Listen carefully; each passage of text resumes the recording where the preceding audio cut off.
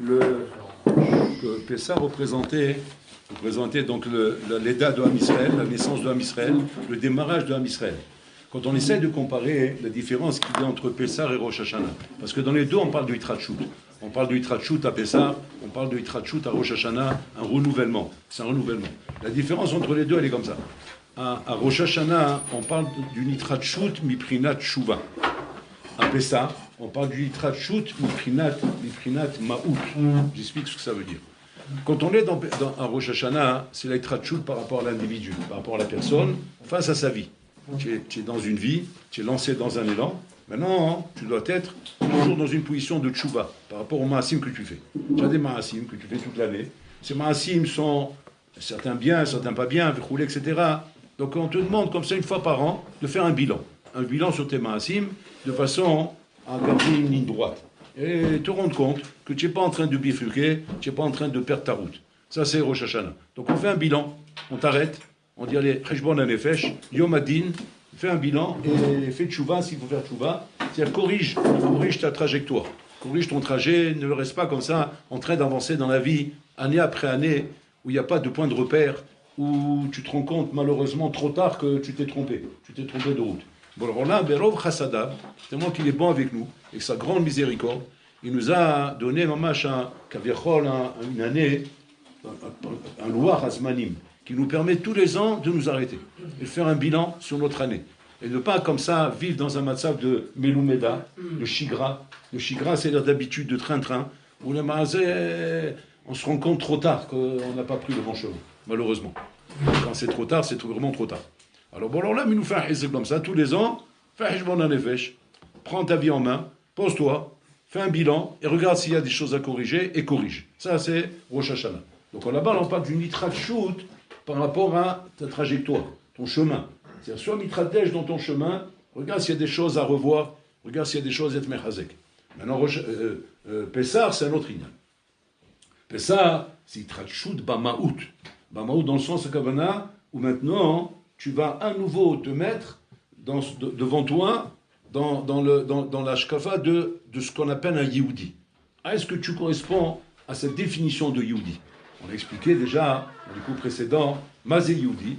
Le miyuchad du Yehudi, c'est l'homme qui est capable de vivre avec un kesher avec Boré Olam.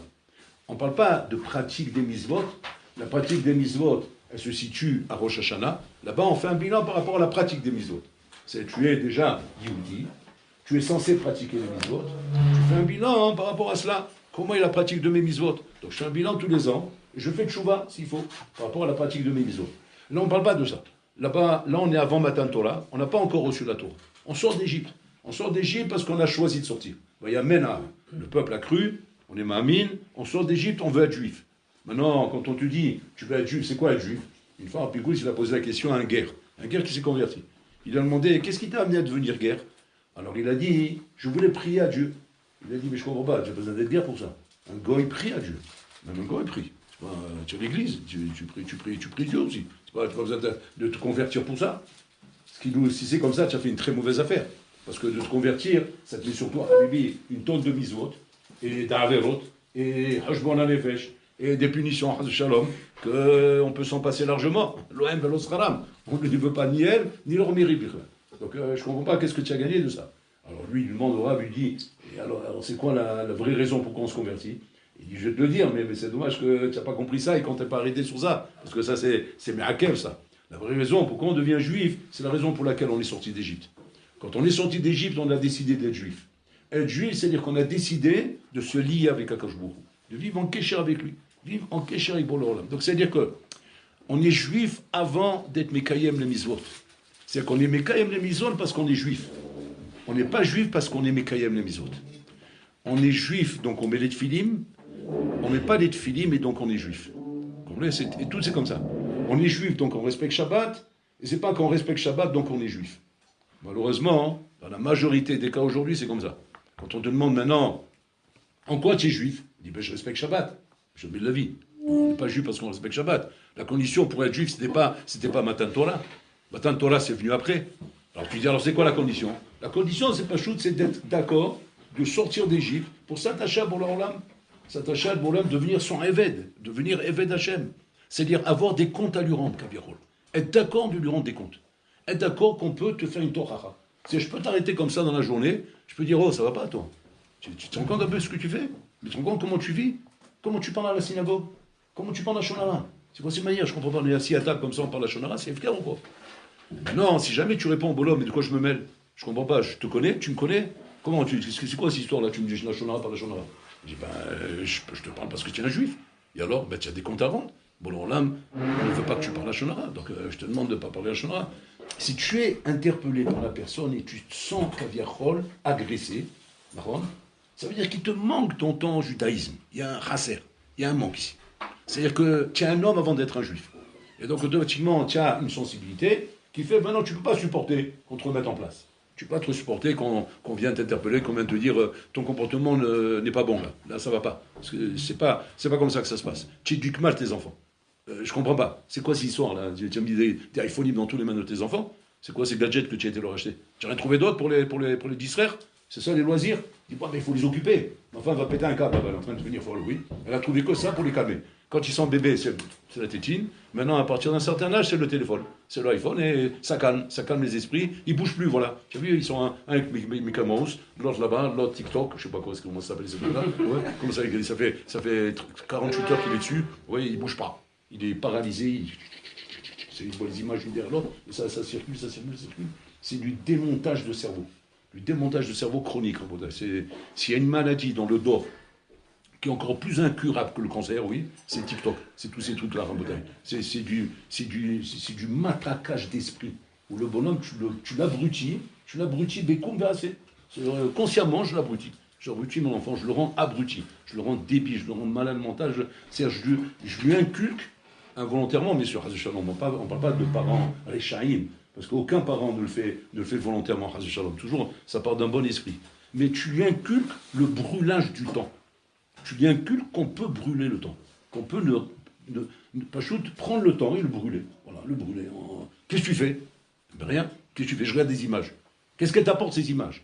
Ben rien, ça passe le temps, et je vois des images, c'est marrant. Je vois un truc comme ça. Zélo Yehudi. Yehudi, c'est un homme qui est caché avec Bol Olam, c'est un homme qui veut vivre, avec Hachem.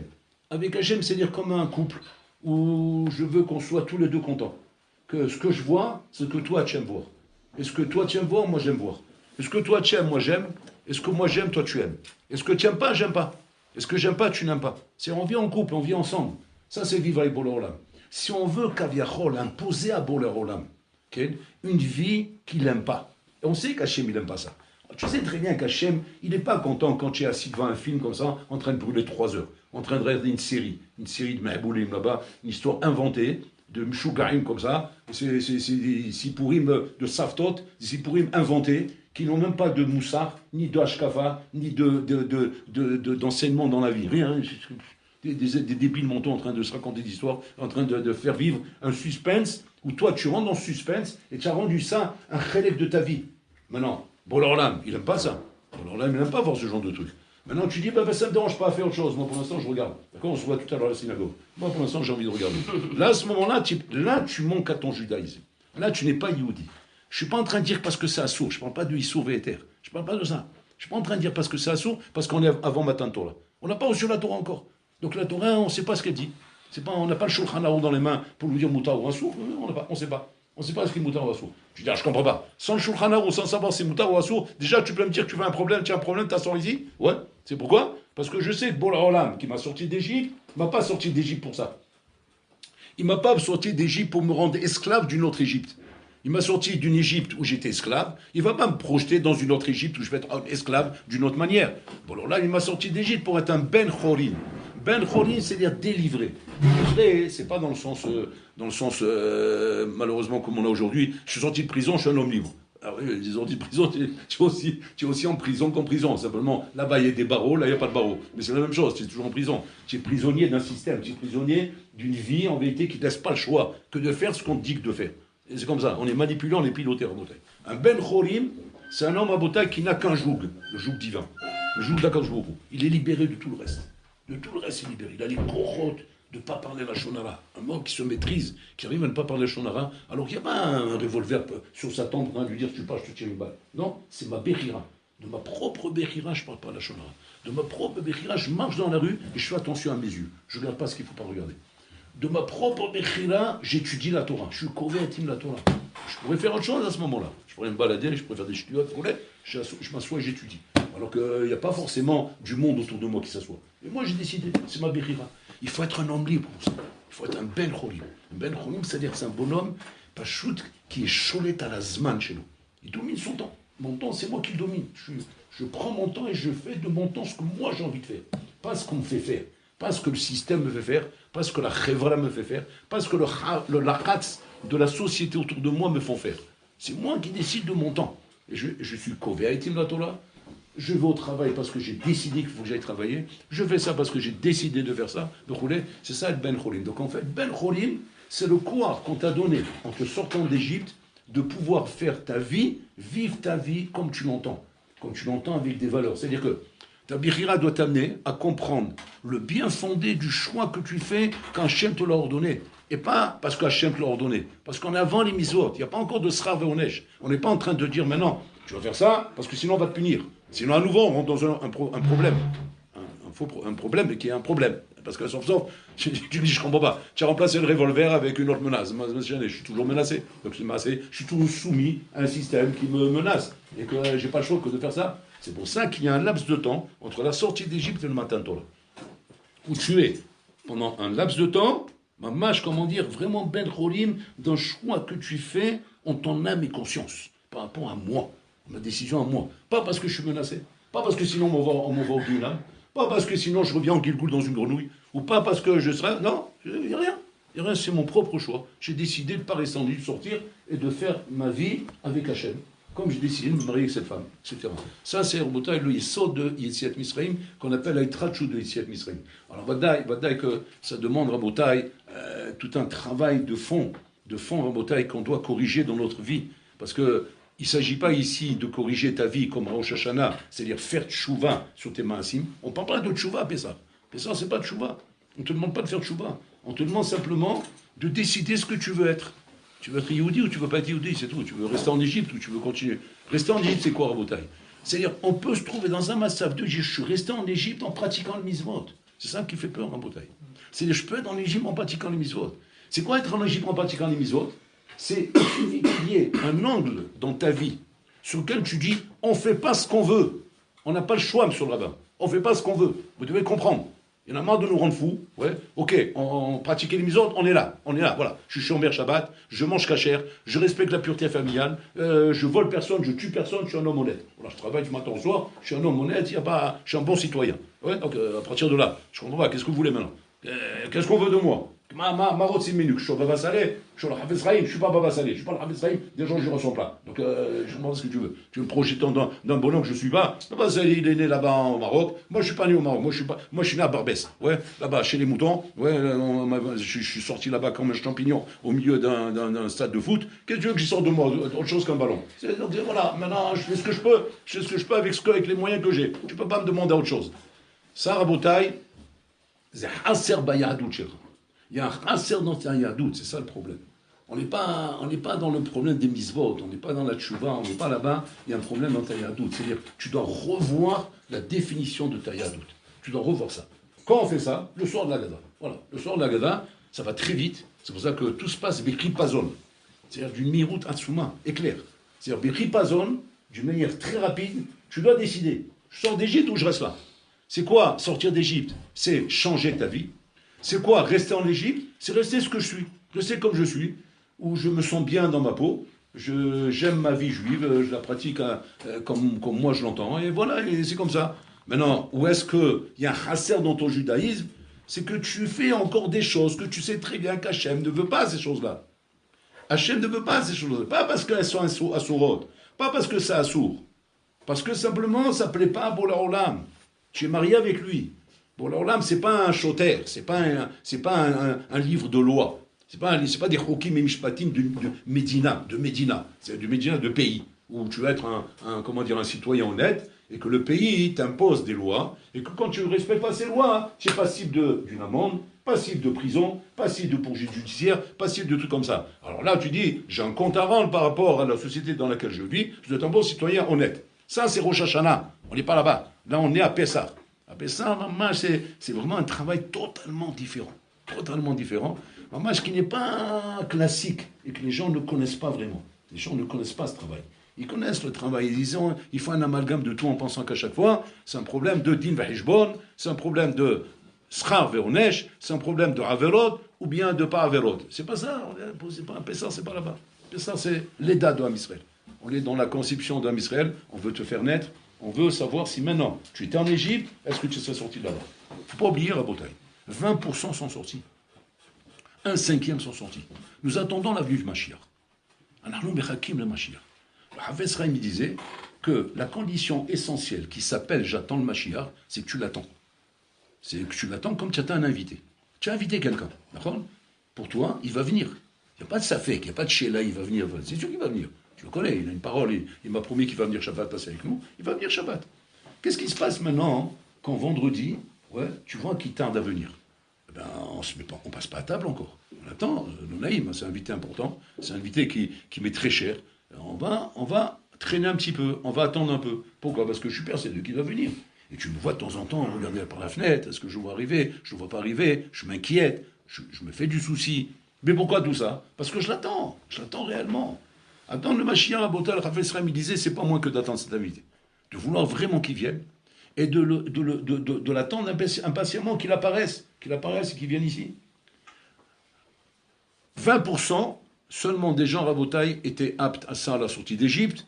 Le Havetz Chaim dit, à la venue de Mashiach, ça sera la même chose.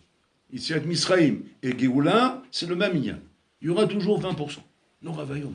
C'est-à-dire qu'on est dans le monde, Rabotai, je ne sais pas combien, 20 millions de juifs, à peu près. 20% seulement, Rabotai, sont concernés par la Géoula. 80% sont complètement... Maintenant, quand on dit 80%, ne vous imaginez pas qu'on parle des Fray, qu'on parle des bonhommes qui ne connaissent pas ni Torah, ni Mizot, ni Wallo, ils sont des gouverneurs. On ne parle pas de ça, on parle même des gens qui sont dans la Torah, des gens qui sont dans la Mizot, dans la Rabotai. Mais que quoi? Mais que, Kaviachol, ils vivent une double vie, C'est quoi vivre une double vie? Vivre une double vie, c'est-à-dire vivre en vérité, en ayant, comme disait Elia Onavi, posé c'est ici, un pied là et un pied là. Un pied là et un pied là. C'est-à-dire que quoi? C'est-à-dire que j'ai d'un côté ma vie juive par rapport aux misotes que je fais. Et j'ai d'un côté, Kaviachol, une vie goy. Une vie goy où mes loisirs sont goy. C'est là que ça se travaille à Boutaï. Donc en fait, si on essaie de résumer, où est-ce que Pessah va venir travailler? Où est-ce que Pessah touche? Pessah touche dans tes loisirs. Pessah, il touche à tes loisirs. Voilà où il touche Pessah. Si on essaie de faire un résumé précis, pour ne pas trop s'étaler. Il touche à tes loisirs. Dis-moi, c'est quoi tes loisirs? Et en fonction de ça, je te dirai si tu es un bonhomme qui sort d'Égypte ou pas. C'est-à-dire, si tes loisirs, c'est des loisirs goy, que j'appelle loisirs goy, je ne parle pas de vie sur terre, je parle quand même là de trucs qui n'ont rien à voir avec un Yehudi. Un Yehudi, il ne peut pas être là-bas, un Yehudi. Pose-toi simplement la question, voilà. Pose-toi la question.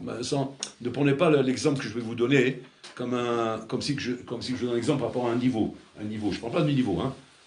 Je ne sais pas moi, il viendrait l'idée, par exemple, je sais pas, si demain tu as comme invité chez toi à la maison, on va dire, je sais pas moi, on va dire Baba Salé ou bien comme ça, rouler, tu vas dire, Baba Salé, on s'ennuie là, tu veux pas qu'on regarde un petit film? Ça ne te fait même pas l'idée. Maintenant tu vas me dire, ouais, mais c'est normal, c'est Baba Salé. Encore une fois, l'exemple que j'ai ramené, c'est pas par rapport au niveau. C'est pas pour au fait que quoi. Mais pas chose que c'est pas son loisir à lui. C'est pas son loisir. Mais pourquoi c'est pas son loisir? Alors, l'erreur qu'on a, c'est comme ça. Ben parce que c'est un grand sadique. C'est pour ça que c'est pas son loisir. Moi, je suis pas un grand sadique. Donc c'est pour ça que c'est mon loisir. C'est faux. C'est pas ça la vraie raison. La vraie raison, c'est parce que c'est un grand sadique. Si tu veux que je t'explique maintenant en quoi il est grand sadique, en quoi tu es petit sadique, c'est sur d'autres domaines que je vais te ramener ça. Sur quoi par exemple? Sur Issour Véter. C'est dans Issour Véter que je vais t'amener ça. Dans Issour Véter, là, il y aura un décalage de grand sadique et petit sadique. Mais là, on parle pas de ça, là. Là, on parle de Yehudi ou pas Yehudi. Maintenant, il y a Yehudi biologique, c'est comme ça. C'est genre, ta mère, elle est juive. Alors, automatiquement, tu es juif. C'est-à-dire, ça c'est un état de fait que ta mère les juifs. Comme les Marocains, tu es Marocain. Comme tu disais, tu gères bien. Mais ça, c'est pas de ta faute. C'est sur la tête. Tu ne peux pas dire que tu as travaillé pour ça et que tu étais un mail pour ça. C'est un truc qui tombe sur son crâne. Tu as gagné la loterie nationale. Tu as plus de chances d'être un goy. En fin de compte, tu es sorti juif. La loterie, c'est en probabilité, tu as plus de chances de gagner au loto que d'être juif. Au niveau des probabilités. Donc ça veut dire que tu as vraiment gagné au loto. d'être juif. Bon, j'aime, tu vis pas ton judaïsme. C'est tu es juif par la force des choses, mais tu ne vis pas ce judaïsme. Azma si t'as baisé. Ma cheshbon baisé rabotai. Je l'ai ramené ce matin. Je ne vais pas tout ramener parce que ça fait un peu peur. Je vais ramener une petite partie. Juste une petite partie.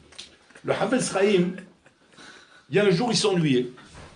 Ça arrive, des fois, il s'ennuyait. Bon, vous allez voir qu'est-ce qu'il fait le Hafez Chaim quand il s'ennuie. C'est-à-dire, qu'est-ce qu'il fait un juif digne de ce nom. Parce que je prends le Hafez Chaim, c'est un juif digne de ce nom. Vous êtes d'accord avec moi? Ouais. Qu'est-ce qu'il fait quand il s'ennuie?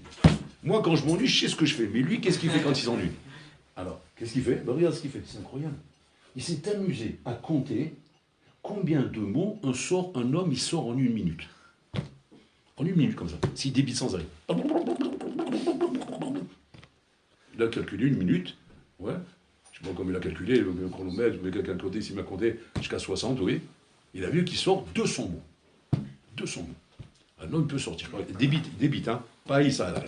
Je vais rapidement comme ça. 200 mots. Hafez Chaim me dit, c'est incroyable. C'est comme un homme, si maintenant, ces 200 mots de Torah, parce qu'on va dire qu'il est en train d'étudier. Ouais. Ou bien il est détaillé, voilà. Il est détaillé.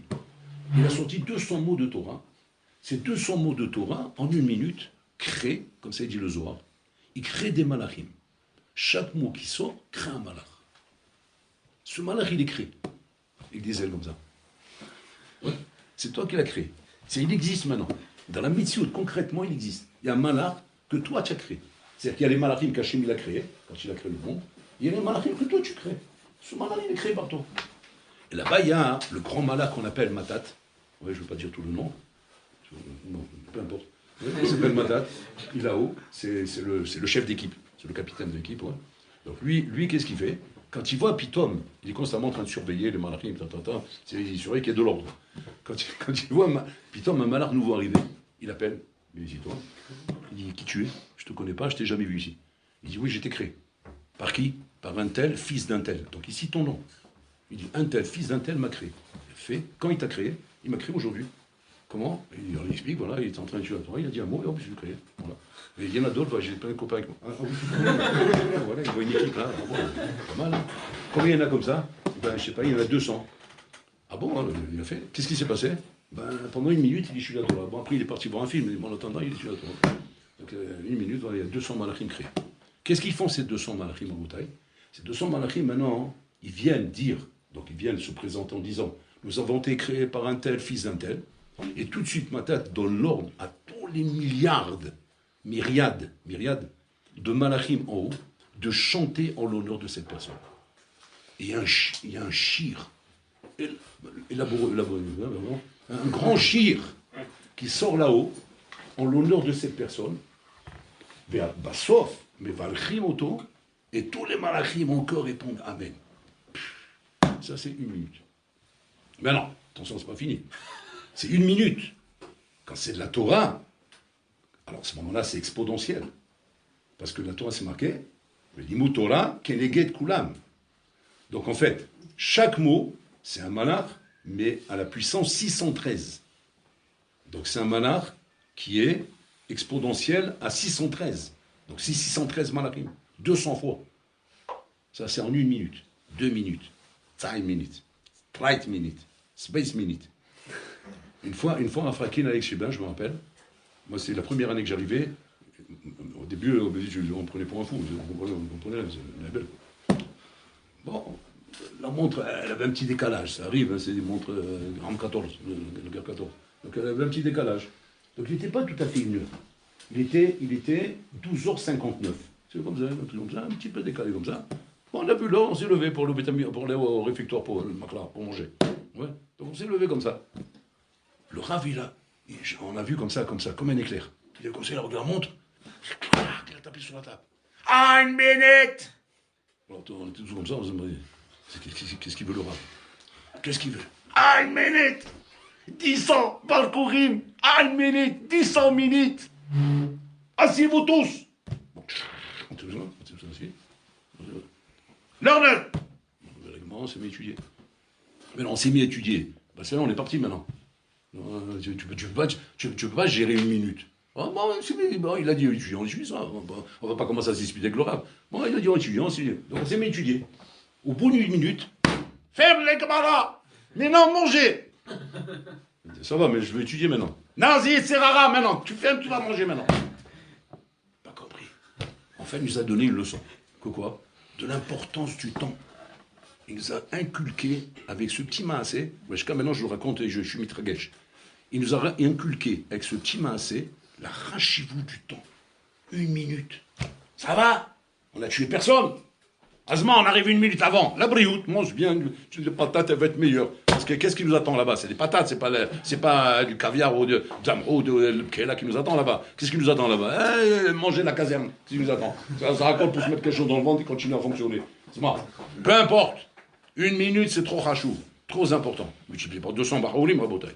Il nous a inculqué l'importance du temps, rabotaï. Quand tu as entendu un discours pareil, qui est un discours pas chaud, simple, c'est quelque chose c'est pas une conférence avec les cours de la Torah ou la belle comme ça, tout le monde tu voles dans l'espace. Non, ça raconte une petite anecdote où il t'a montré l'importance du temps. Avec ça, Habibi, ouais, même si je veux, tu peux pas me mettre devant un TikTok. Pas parce que je suis pas curieux, je suis très curieux de nature. Ouais, un peu plus que vous. Mais c'est impossible. Mais c'est pourquoi c'est impossible? Parce que nous a inculqué l'importance du temps. Erer Hazman. Donc tu dis, attends, je peux pas, quand j'ai compris comment 1 minute, c'est important dans la vie d'un homme, il nous l'a fait comprendre ça. Il n'a rien fait de spécial. Vous avez vu voilà ce qu'il a fait, je vous l'ai montré. Il n'a rien fait de spécial. Mais nous avons arrêté comme ça. Nous avons remis en place. Nous avons relevé après, arrêté la Gemara, relevé. C'était réellement pour 1 minute, c'était pas pour plus. Qu'il voulait vraiment nous faire comprendre l'importance du temps. Ah bébé, là on a compris. Et là on a compris que le temps il est trop cher. Trop yakar. Maintenant le Zohar dit, si maintenant, au lieu que cette minute soit 1 minute de Divrei Torah, ouais, ça va être quoi? 1 minute de TikTok, ou 1 minute d'Instagram, ou 1 minute de Facebook, ou 1 minute de Zrabbook, ou 1 minute de je sais pas quoi, ouais. Alors à ce moment-là, elle crée aussi des malachim. Mais c'est pas la même espèce. C'est un peu différent. C'est un peu différent. Ces malachim, ils ont un look très spécial. C'est vraiment des spéciaux, quoi. C'est malaché Chabala. Malaché Chabala, Habibi. Mais c'est malaché Chabala, Chaz Shalom, la même chose. Ils viennent devant Matat. Et Matat, il les appelle. Miebara Otrem. Qui vous a créé? Les malachim mouchratim, ils font peur. Pour moi, c'est des malachim, c'est pas le même. Il lui dit, un tel, fils d'un tel. Waouh. À ce moment, Matat, il pousse un cri. Mais Kalel Auto. Ils le maudissent. Et tous les malachim, les milliards de malachim répondent Amen. Chez Nishmo, alors, ils ne se rendent pas compte. Ils ne se rendent pas compte, Aboudai. Maintenant, tu vas me dire quoi? C'est ça le Guinam, c'est ça le Rolamaba. On ne parle pas de Guinam, on ne parle pas de Rolamaba, on parle de Rolamazé. Là, on est dans le Rolamazé. Dans le Rolamazé, il faut que tu comprennes. Maintenant, tu vas me dire, ah, j'ai compris, c'est les punitions, tout ça. C'est pas les punitions, c'est la mitziout. Ouais. Si maintenant, je sais pas moi, sans faire exprès, ouais, ta femme, après Shabbat, elle a débranché la plaque, d'accord? Et sans faire exprès, elle a mis sur le fauteuil du salon. Comme ça, machinalement. C'est pas voulu. C'est pas voulu. C'est pas prémédité. Et la Khol, il est en pleine conversation au téléphone. Alors, les affaires. Alors, on se voit la semaine prochaine. Voilà, ça va être un truc de folie. On va mettre. Tu rigoles? Ça, c'est minimum 350 millions d'euros. Voilà, super. Attends, je m'assois, je peux devenir fou. Ah! Qu'est-ce qui s'est passé, Habibi? Il s'est assis sur la plaque chauffante qui venait de sortir de la prise. Il s'est brûlé au 3e degré, rabotaille des fesses. Maintenant, il est en train de parler d'une grosse affaire, là. Ouais. Mais il s'est brûlé, rabotaille. Je vous pose la question. Ça, c'est une punition? C'est un onèche? Non, c'est pas un onèche. C'est quoi? C'est comme ça, la plaque elle brûle. C'est une piscine. Maintenant, c'est l'autre là-bas qu'elle va faire sur là-bas, et où il s'assoit. C'est ce qu'on appelle Pahim Sani, me dit l'Agmara. L'Agmara a dit tout est bidé Shamaïm, sauf les embûches et les obstacles, les trous. Fais attention, tu mets tes pieds. Tu ne vas pas rentrer la tête dans le poteau et dire oh, Mina Shamaïm, je suis pris la tête dans le pot en venir en sang. Il dit bon, alors là, il m'a puni. On t'a pas puni. C'est encore le gars où tu marches, c'est tout. Fais attention, tu mets les pieds. Tu peux pas dire à chaque fois c'est bon le Rolam, c'est bon le Rolam, c'est bon le Rolam. Il t'a donné un sechel, Hachem, il t'a donné une tête, non? Alors fais attention que tu mets tes pieds. Fais attention à ce que tu fais dans la vie. Tu ne peux pas tout ramener à bon le Rolam. Là, c'est pareil, Rabotai. Il y a une mitzvah dans le monde, comme Hachem, il a créé le monde, Rabotai, et qu'Hachem, il a regardé la Torah, il a créé le monde. Le monde fonctionne en fonction de la Torah. Si jamais tu fais des choses mal, eh bien ça entraîne des choses mal. Tu fais des choses bien, ça entraîne des choses bien. Comme dans la vie de tous les jours, comme dans la nature. Comme dans la nature. Tu fais des choses bien, ça entraîne des choses bien. Tu fais des choses mal, ça entraîne des choses mal. Tu manges des choses qui ne sont pas bonnes. Tu manges rien que de l'huile. Tu fais visite médicale, cholestérol. Ouais, le bonhomme, il te dit, au bout d'un moment, il faut faire une opération de la radio, les artères sont bouchées. Qu'est-ce qu'il va dire? Kaparat avon. C'est pas kaparat avon, c'est kaparat ta bouteille d'huile, ouais. Arrête de manger de l'huile, c'est tout. Tu peux pas tout ramener à kaparat avon. Il y a des choses que tu dois faire attention, c'est tout. Il y a un minimum. La Torah elle a dit fais attention à ta santé. Fais attention à ta santé. Ça, c'est pas un concept du Shulchan Aruch. C'est un concept d'un Ben Adam qui est équilibré dans sa tête. Tu fumes trop. Après, les poumons, ils sont noirs. Tu vas dire, waouh, kaparat avon, pourquoi Hachem m'a fait ça? Quelle épreuve? Bon, je fais Hishbon en effet. Je suis en train de faire Hishbon en effet. Je dois voir Mida Kenegedid Mida par rapport à quoi les poumons, ils sont noirs. Pas pour que tu fumes. Comme un train à vapeur, c'est pas parce que Mida Keneged Mida où tu es parti toi. Il est en train de faire du Mida Keneged Mida, alors que lui il n'est même pas une Mida, Bichlal. Quel Mida? Tu n'es même pas une règle, Bichlal. Tu parles de Mida, tu vis dans une salade totale et tu parles de Mida Keneged Mida. Mida Keneged Mida, quand on parle de Nisyon, comme dit la Gemara. Elanu Nisyonot Atzadikim, Venanu Shalvat Areshaim. On n'a pas le plaisir des Reshaim, le kiff des Reshaim, on n'a pas. Et on n'a pas non plus les Issourim des Sadikim. C'est-à-dire qu'on n'est ni là, chez Mishmor. On n'est pas ni dans la catégorie des Sadikim pour dire on a des nids sur l'autre. On n'est pas non plus dans la catégorie des Rechaïm pour dire qu'on a le kiff dans ce monde. C'est-à-dire on est ça raccorde dans un nœud. Voilà. On est dans un nœud. Voilà, on s'est fait un nœud. Et on est en train de se débattre dans le nœud pour trouver un malheur dans notre vie. Tu sais, c'est quoi ton nœud? Ton nœud, c'est que tu n'es pas sorti d'Égypte. C'est ça ton problème. Donc tu n'es pas sorti d'Égypte. Ta pratique des mitzvot, c'est une pratique des mitzvot en Égypte. C'est comme si le bonhomme, il est resté en Égypte et il veut pratiquer les mitzvot en différé. De ce qu'il a reçu au Mont Sinaï, ouais, il veut les pratiquer en Égypte. Ah, non, pour pratiquer les mitzvot, il faut sortir d'Égypte, comme on a expliqué au début du cours. On met les tefillim parce qu'on est juif. C'est pas parce qu'on met les tefillim qu'on est juif. C'est mamash à l'envers. Donc avant tout, il faut être juif d'abord. Il faut être yehudi.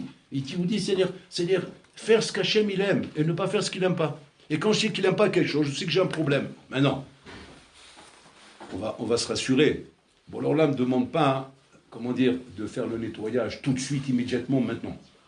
Ouais, parce que malheureusement, quand on s'est égaré, on s'est perdu, on a du mal. Même la maison, on la nettoie pour Pessah. On fait nettoyage de la maison, on enlève le Hametz, on nettoie. Ça prend du temps. Ça prend du temps pour nettoyer la maison. On sait qu'Agashbouri ne veut pas qu'il y ait le Hametz à la maison. Que représente le Hametz? Le Hametz représente, Rabotai, le pain que nous mangeons toute l'année.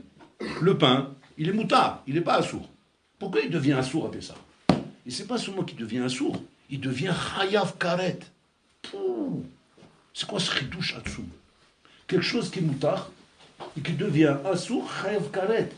C'est Péléplaïm, c'est du non-vu dans toute l'encyclopédie de la Torah. Et là, qu'est-ce qu'on veut nous apprendre ici en Bretagne? On veut nous apprendre qu'il y a des choses dans la vie qui sont moutards. Moutards, c'est-à-dire qu'il n'y a pas de issour, il n'y a pas un pasouk, il n'y a pas un shulchan aruch, avec une halakha que c'est marqué assour. C'est comme les gens, vous avez remarqué, les gens, quand tu les attrapes sur des trucs, ils disent où c'est marqué que c'est assour?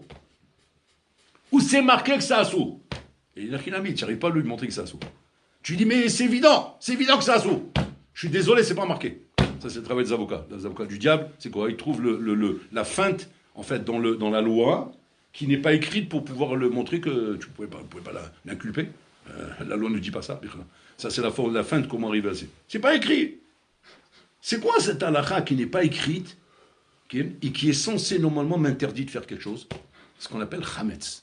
C'est ça, chametz. Chametz, en vérité, c'est le hiddouche de la Torah, que même quand une chose n'est pas écrite, si c'est du chametz, tu ne dois pas le consommer. Pourquoi? Parce que chametz veut dire quoi? Chametz, en vérité, c'est quoi? C'est une matzah, mais qui est montée. C'est la différence, parce que la massa, c'est du pain aussi. C'est du pain, des pains enzymes. C'est le pain enzyme. C'est le pain qui n'est pas monté. Tu as le pain qui est monté, ça c'est la challah, elle est gonflée. Et tu as le pain enzyme, c'est la galette. Ouais, elle n'est pas montée. Maintenant, ça ou ça, c'est la même bracha, ça moussi les himinares, et c'est le même birkat Amazon à la fin. Tout est pareil. Simplement, lui il est monté, l'autre il n'est pas monté. Ma kavana, c'est quoi la shkafa? La shkafa, c'est que quand ça monte trop, quand ça gonfle trop, quand c'est trop plein de loir, tu compris? Ça, Hachem, il n'aime pas. Hachem, il n'aime pas. C'est-à-dire, arrête de vivre dans une vie kaviarchol qui est trop plein de loir. Il y a trop de mousse. C'est comme si tu m'as servi un coca à ton copain qui venait de la rue, il était assoiffé, le pauvre. Il avait très soif. Il veut dire, qu'est-ce que je te sers à boire? Ouah, si tu as un coca frais, mais glacé, je te bénis. Je te bénis. Ça désaltère le coca glacé. C'est vrai, non? Un coca glacé, ça désaltère. Parce que c'est pitié, parce que l'eau, ça descend trop vite. Vraiment, là, ça gratte, là, bien comme ça, on va dire, ça gratte, et ça descend, et c'est froid, c'est parfait. Donc il a servi le coca. Maintenant, qu'est-ce qu'il a fait, la force? Ouais, la force, c'est une barre. Il a sorti le coca, il a servi le coca comme ça, il a mis un verre comme ça, comme ça, un verre. Ouais, il dit, tu es généreux. Ah, c'est normal, c'est mon ami. Il dit ça comme ça. Bravo. Qu'est-ce qu'il a fait? C'est un verre de mousse qu'il a servi. En fait, il y a tout ça de mousse, il y a ça de coca. Maintenant, lui, il essaie de boire. Jusqu'à qu'il atteint le coca. Mais le coca, il aura une gorgée, c'est tout, mais c'était tout de la mousse. C'est ça, etc. Le Hametz, c'est ça. C'est tout de la mousse, il n'y a rien. Si tu réfléchis un petit peu, avec ton TikTok là, tu t'assois en train de regarder ton truc, c'est que la mousse, il n'y a rien. Qu'est-ce que tu sors de ça? Dis-moi, explique-moi. Si tu m'expliques et tu me montres quelque chose, je m'assois avec toi. Mais dis-moi, qu'est-ce qu'il y a là-bas? Rien, que de la mousse. Il n'y a rien du tout. C'est même pas du coca. Il n'y a même pas de plaisir. Il n'y a rien du tout. C'est stam. Tout, c'est tout du stam. Pareil, tu vas te... Mais pour ça, il faut être juif. Il faut te corriger ton crâne. C'est même pas de la privation, Rabotaï. C'est du bon sens. Quand tu as réussi à te faire une éducation de bon sens, tu t'es exorcisé des ch'touillottes dans la vie, tu verras que tu n'auras pas de problème à ne pas regarder un film. Tu n'auras pas de problème à ne pas perdre du temps à ça. Tu sais pourquoi tu as encore un problème à ne pas regarder ces trucs-là? Parce que malheureusement, il te manque dans cette yahadout, il te manque Pachou de... Tu es trop chametz, c'est ça le problème. Tu es trop chametz. Et c'est ça que Pessar nous fait. En fait, Pessar vient nous soigner. Maman, comme ça, on l'appelle Nama de Mimouta, pain de Emouna. On l'appelle aussi Nama de Asuta, le pain de la guérison. Guérison de quoi? Attends, je suis pas malade, moi. Guérison du Yetzarara. Parce qu'en fait, tu es malade du Yetzarara, du Hametz que tu as consommé toute l'année. Et la matzah, elle est là, Kaviachol, pour te remettre les pendules à l'heure, te remettre au diapason. Et après, quand tu ressors, tu reconsommes le Hametz. Parce que Bololam n'a pas pour but de t'enfermer dans une caverne ou de te séparer du monde. Non. Bololam des malachim, il en a plein là-haut. Après Pessah, qu'est-ce qu'il te dit, Hachem? Retourne dans le Hametz. Mais attends, je comprends pas, tu m'as dit qu'on est Haïf Karet. Maintenant, tu retournes maintenant. Pourquoi? Parce que maintenant, tu t'es éduqué. Tu as appris c'est quoi Yehudi. Maintenant, tu vas savoir te servir du Hametz. Tu vas savoir ton Hametz. Pourquoi? Parce que Bololam, il veut que tu profites de ce monde. Bololam, il dit, je comprends pas. Pour qui j'ai créé ce monde? Pour qui j'ai créé les pistes de ski? Pour qui j'ai créé le tennis? Pour qui j'ai créé le bowling? Pour qui j'ai créé tous ces trucs-là? Mais pour vous, pour Am Israël, pour mes enfants chéris. Je ne les ai pas créés pour ces goïms là. Ces trucs, c'est pour vous que j'ai créé tout ça. Maintenant, eux, à Gav, ils en profitent. Mais c'est surtout pour vous. Seulement, apprenez à vous en servir. Apprenez à vous servir de ça. Ne vous en servez pas comme du chametz, avec la mousse. Apprends à te servir des choses avec ta'am, avec goût. Prends le bon de la chose. Ne mange pas les épines quand tu manges le poisson. Sache, comment dire, être borer. Et ça, jeter le mauvais et prendre le bon. Mais ne mange pas tout. Je te donne une noix, n'avale pas la coquille avec. Je te donne un œuf, n'avale pas les coquilles avec. Chez Mishmor, c'est l'obsolète tout ça. C'est pas du bon. Prends le bon et enlève le mauvais et profite du bon.